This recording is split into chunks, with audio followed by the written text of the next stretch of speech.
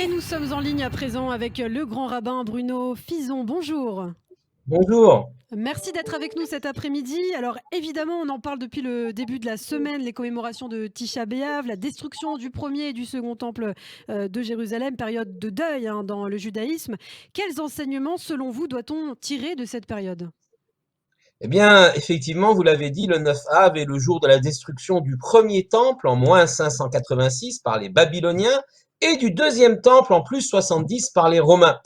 Si le premier temple, l'exil n'a duré que 70 ans, la faute que les Hébreux avaient commise à l'époque était une faute d'idolâtrie, elle a été vite corrigée. Par contre, la faute qui a précédé, qui a été la cause de la destruction du deuxième temple de Jérusalem, est la haine gratuite, la sinatrinam en hébreu.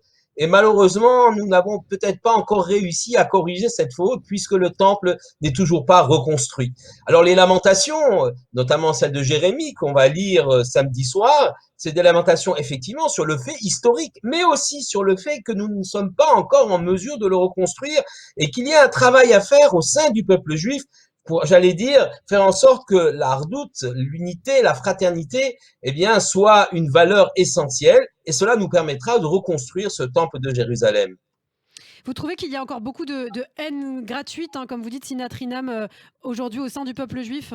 Oui, malheureusement, on le voit, que ce soit en Israël où les différentes tribus n'arrivent pas encore à s'entendre. Il y a des fractures dans la société israélienne et même dans notre communauté, des disputes, des choses parfois qui partent de peu de choses, mais qui empêchent ce lien entre nous. Et puis, le Tisha B'Av, c'est également la commémoration de la défaite de Bétar. Alors, Bétar, c'est quoi? Nous sommes en 135, il y a une deuxième révolte, elle est menée par Bar Korba.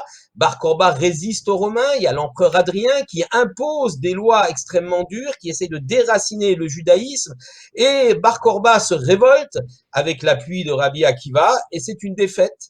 En 135, il est assiégé dans la forteresse de Bétar. Cette forteresse tombe.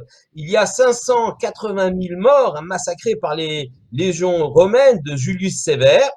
Et on explique, nos maîtres nous expliquent dans le Talmud qu'une des raisons de la défaite de Bar Korba, et encore une fois la haine gratuite, un oncle à lui, Rabbi Eliezer. Rabbi Eliezer avait été soupçonné, Rabbi Lazare, pardon, avait été soupçonné d'espionnage, et Bar Korba le fait exécuter en plein siège. Rabbi Akiva alors montre voit qu'il s'est trompé en désignant Bar Korba comme le Messie. Et malheureusement, Bar Korba va être surnommé par nos maîtres Bar Kozeva, le fils du mensonge. Il a échoué. Il aurait pu réussir, il aurait pu libérer la terre d'Israël, mais c'est encore une fois la haine, le pouvoir qui a empêché que Mmh. les choses puissent aller de l'avant. Alors, pour être tout à fait terminé sur une note positive par rapport à ce jeûne de Tisha B'Av, il est appelé Moed, il est appelé fête. C'est très curieux. Pourquoi fête? C'est pas une fête, c'est un jour triste, c'est un jour de jeûne.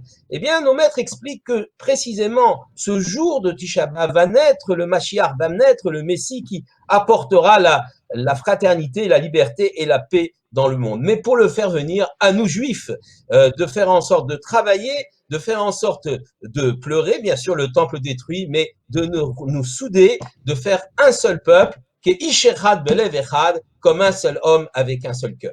Et un message positif. Merci beaucoup, monsieur le grand rabbin Bruno Fison, d'avoir été Merci avec beaucoup. nous. On vous retrouve très bientôt sur Radio J. Merci.